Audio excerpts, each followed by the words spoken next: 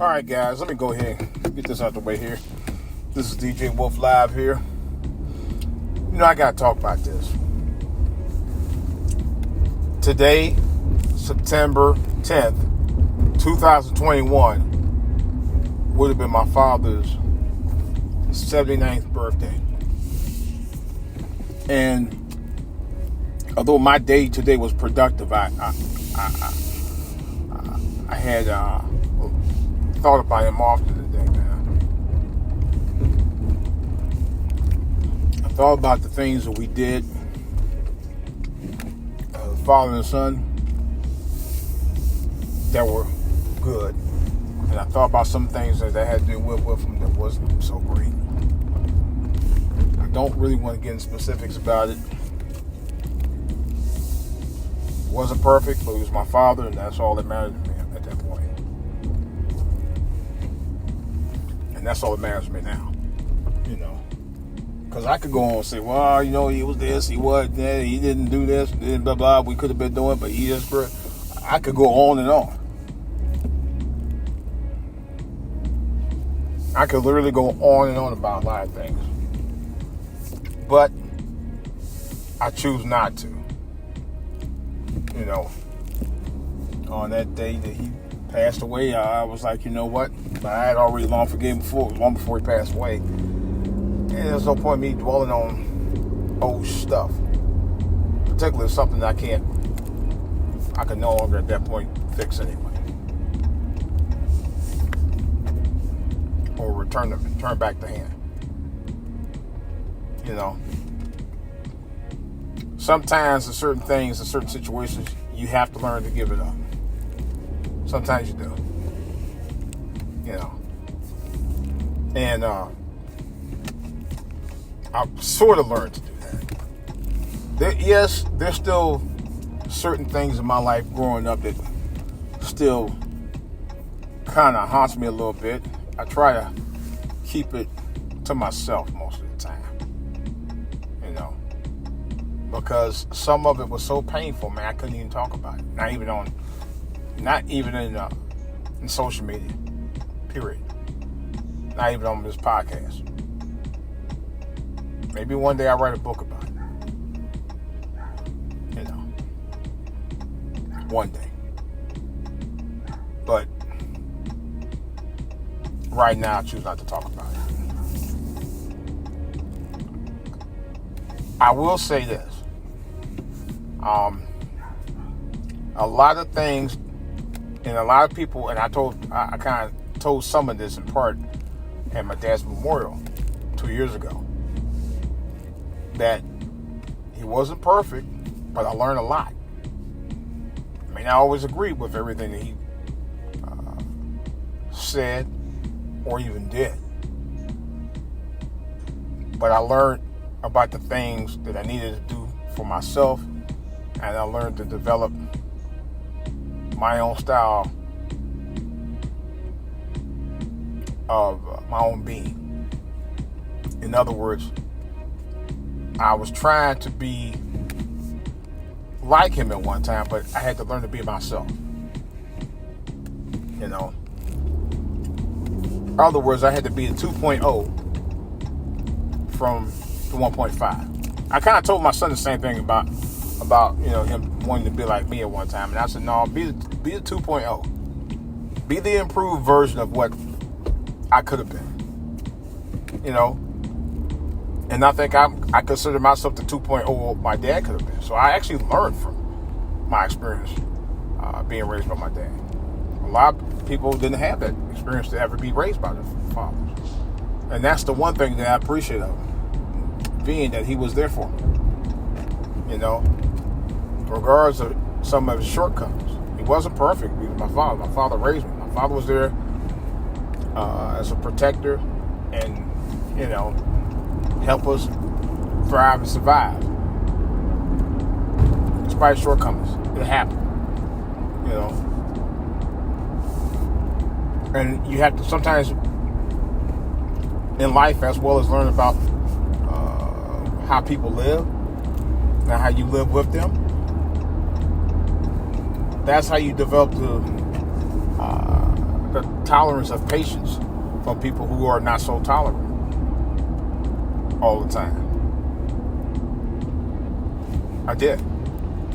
I learned a lot about being patient from people who didn't tolerate patience much. He was one of them. This is not to bash him, but this actually helped. Wow. This actually helped me to become a better man as a result of that. I definitely say that wholeheartedly. It helped make me a better person. My wife always used that term as it helped make you stronger. And it did. It really did. Because there are times I could just, went willy-nilly. I don't even think, honestly, my father wanted me to be like him.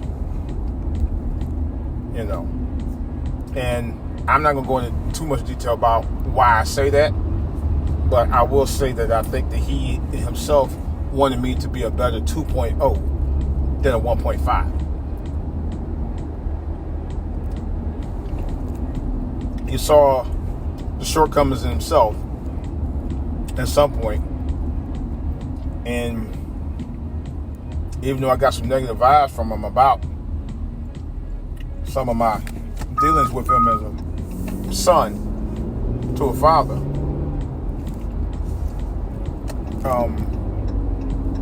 it did make me a better person. It made me not try to do a lot of things that he did that wasn't good, but it also allowed me to do the things that he did that was. Like being there for my children. Like taking care of my house. By not going out running the streets all night, although I don't even want to go into detail about that. He had his days.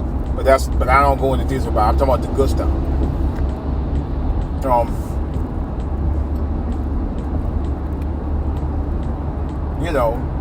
Doing what you're supposed to do as a man for your family. The basic stuff.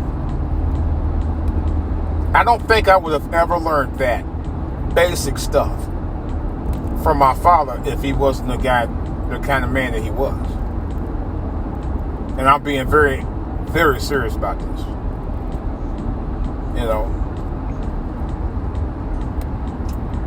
And I told people the truth. I said some people didn't understand him, but he was a lot smarter than you give him credit for. And I also said that too, because he was. He was a very intelligent man. Maybe not in the sense of the book smarts, but the street smarts, in his case, outweighed the book smarts. And I think it made me a little bit more wiser and game me up. Game, G-A-M-E. Those of you who might hear something a little bit different. But he gamed me up on a lot of things that I needed to know. Not just about the streets, but about life itself. And that helped me. Because I think if I was raised by a no-shit man or some random, that guy wasn't, I probably would never have been the man that I am today. And I can honestly say that. I'm not perfect, but my father wasn't either. But he helped me reach to a point in my life where I didn't do a lot of things a lot of guys my age and younger have done over the years without a father. I can honestly say that. One of the things that my father did say to me for many years, he said, "You know what, son? A father is everything."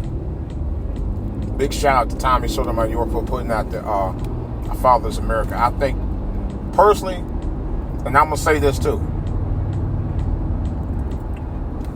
it may have not been a perfect documentary. It was a pretty decent documentary. It was a pretty good documentary. I'll say that, especially for his first time out. I'm going to give him full credit for that. Because it's guys like him and my father that stress the very importance of what fatherhood and fathership is all about. Back in the day, circa around 1972, 1973, my old elementary school, Captain Arthur Roth in Cleveland. Y'all know where it is. If you're from Cleveland and lived around 125th Woodside area, you know what I'm talking about. They had I think every Wednesday night called Father's Day, but they call it Father's Day Night Out. So this was really to gather up all the fathers on Wednesday nights, sometime after school, like at night, and do some fun things with the kids, or get kids, fathers get together and talk about, get together, try, maybe hook up playing things with the kids and, all that. Now, there was a number of fathers, but it really wasn't a whole lot of fathers out there. But it seemed like back during that time, it seemed like it was quite a few fathers out there. I always thought that's something that idea should have grown. And I think they should have had it on Fridays. I think that would have been better. But that's another whole story. But I guess at the time, because they know a lot of fathers, or at least working fathers, Friday night, they get off, they go out, they go hang out, which they did. My dad did it a lot too, so that's another story. But it was on a Wednesday night, and it was a good thing because kids got to, see what it was to have the fathers be out there with the kids one night a week. That was fun. I enjoyed it too. I wish they had kept that up. I don't know, actually, truth, I don't know if they ever brought it back at the school or not. I wish they had caught on though. But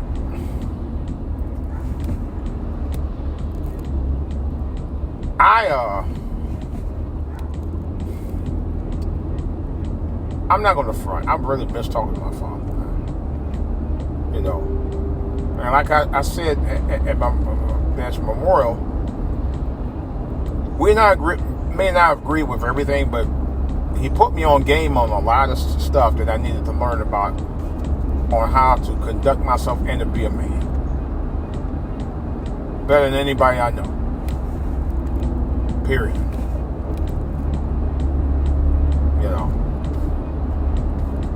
And I thank God that I had a father like him. I know a lot of kids, and he told me himself, wish they had a father like him.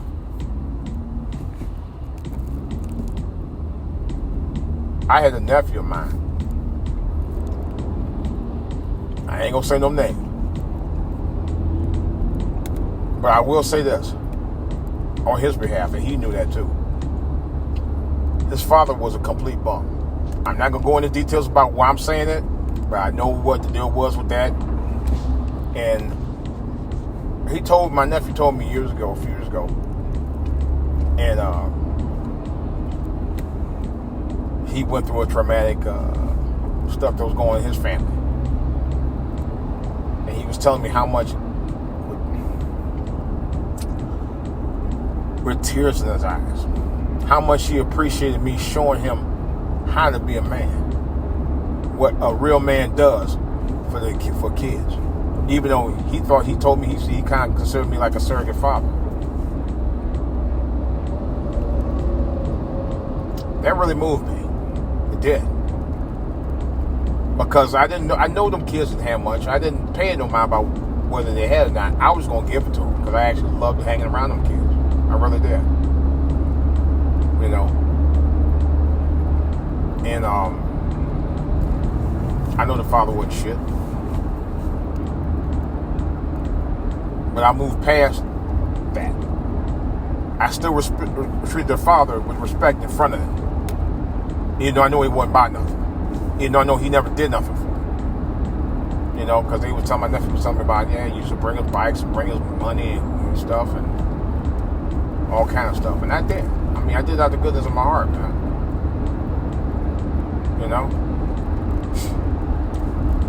And it made me feel good inside. It made me feel that my father taught me something right.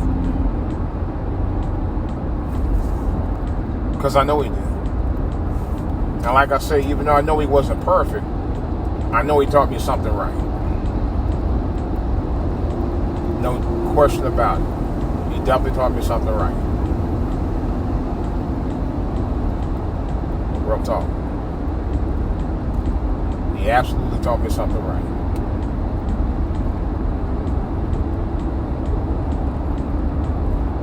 And that's what I appreciate about him more than anything. Is that being a father really is just being a man. Think about what I'm saying, folks. Being a father is really being a man in general. And I don't mean in general like, oh yeah, anybody could be a father. No. You gotta be a man first to be a father.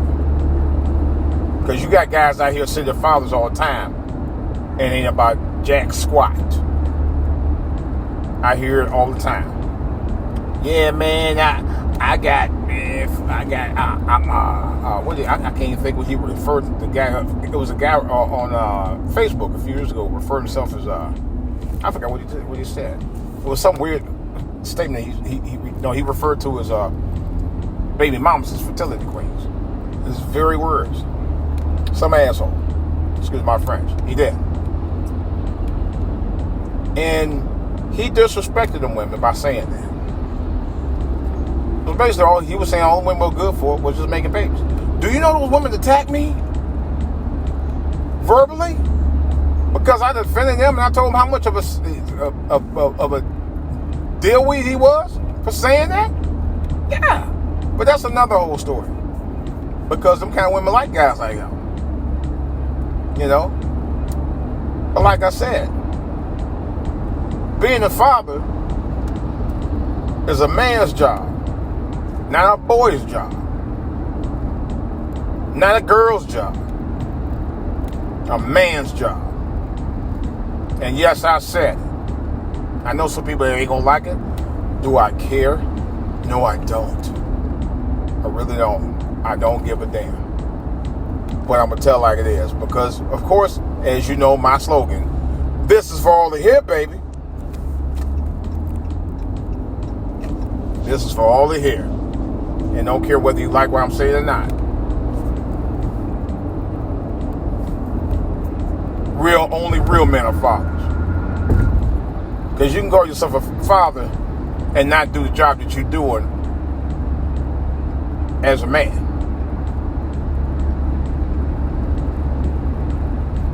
Only real father is going to make sure the kids are well taken care of.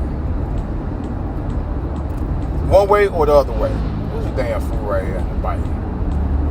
One way or the other way. Seriously though. That's what real fathers do. Not boys.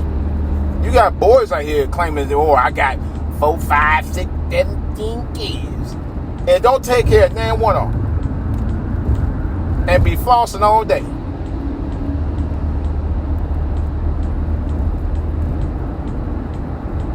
Some of those guys know who they are. I'm not pointing fingers because I don't know who they are. But I am speaking facts about it. Now, I'm not saying that applies to all men because, I mean, you know, well, put it like this. That don't apply to men. That apply to boys. Okay? The ones who don't do it. Men take care of their kids. Boys don't. Because boys don't know how to take care of kids because they're still boys. Think about it. You know? Real men about the kids.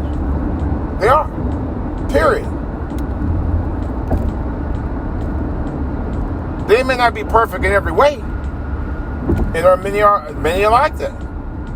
You know? My father was like that. I was like that. You know? Not perfect. But I do the job. You know? We got women out here, they don't even appreciate that. We got many women out here that don't even appreciate a man doing the job he's supposed to do as a father. And sometimes some women take advantage of that. I've seen it happen. I've known it to happen. I've known it to happen. You know? Men don't appreciate it. Men really don't appreciate it at all. Ain't what I heard, this is what I know. You know? And usually, sometimes those are kind of fathers who just can't stay in a relationship with the mothers. For some reason or another. That's nothing to do with the kids. But I remember telling somebody one time, even if you ain't with the woman, make sure you take CB. Take care of your boys. Take care of your kids, man. Of course, that person cussed me out for just saying that. You know? To this day, I have no idea why.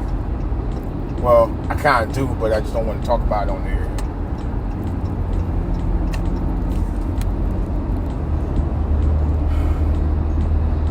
In closing, really, I'm just trying to say is that thank God I had a father that was blessed with a father who was there for me, who was a real man about taking care of his family, and definitely about his kids. Maybe not in the ways that I've always wanted to envision as a son. Maybe not talk to me in the ways that I was talked to at times, like I envisioned. But the fact that I got put on game and I was taught about hard work